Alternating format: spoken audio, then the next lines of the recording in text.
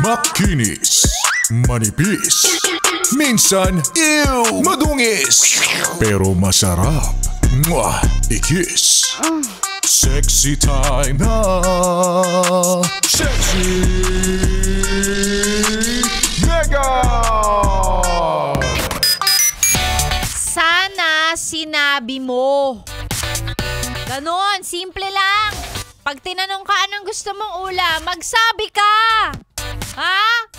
Hindi yung kapag kahinainan ka, andyan na, nakapagluto na't lahat-lahat. Sasabihin mo, ay, hindi ako kumakain ng gulay eh. Ay, hindi ako kumakain yan eh.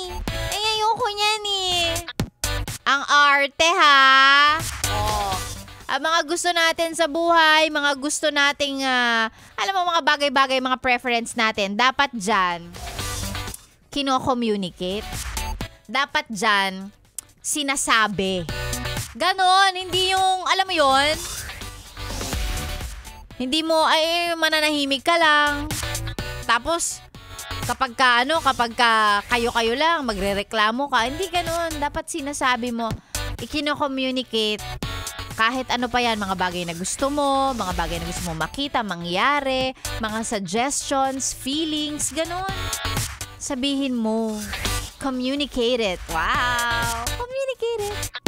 Lalong-lalo na kapag ganyan, tinatanong ka, anong gusto mong ulam? Tapos kapag ka nandyan na, aayaw-ayaw ka. Kaya nagkagalit sa'yo nanay mo eh.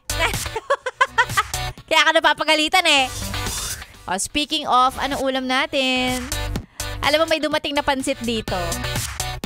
Galing sa boss namin, all because birthday ng aming butihin, tama ba yung term ko? O tama, hindi na lang.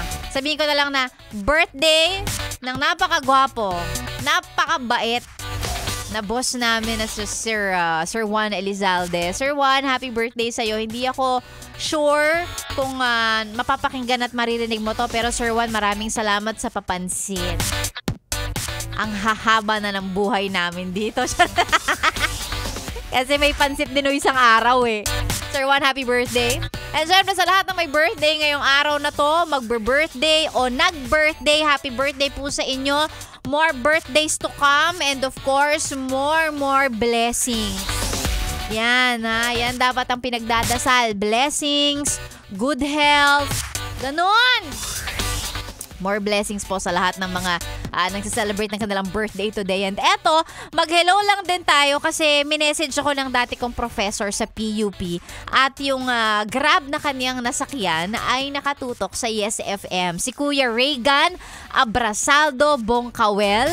Kuya Reagan, maraming salamat sa pakikinig mo. Nakabiyahe ka, naka-Yes FM. Mag-iingat ka.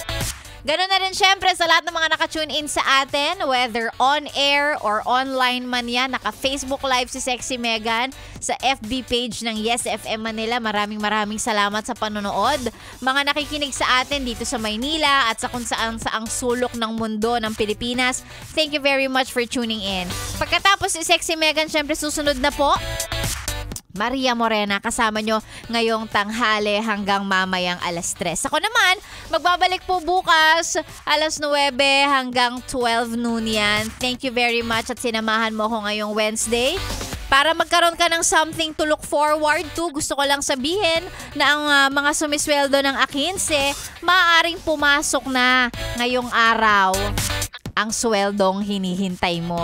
O, diba? Alam mo yan. Swelduhan na naman. Ay nako, susunod na po, Maria Morena, thank you so much sa pagsama kay Sexy Megan ngayong araw ng Wednesday. Bukas ulit, dito lang sa stasyong masarap pakinggan. Ako po ang inyong nakasama, Sexy Megan, dito lang sa 101.1 Yes FM. Solid. Happy Yes, friend. Thank you very much. Bye!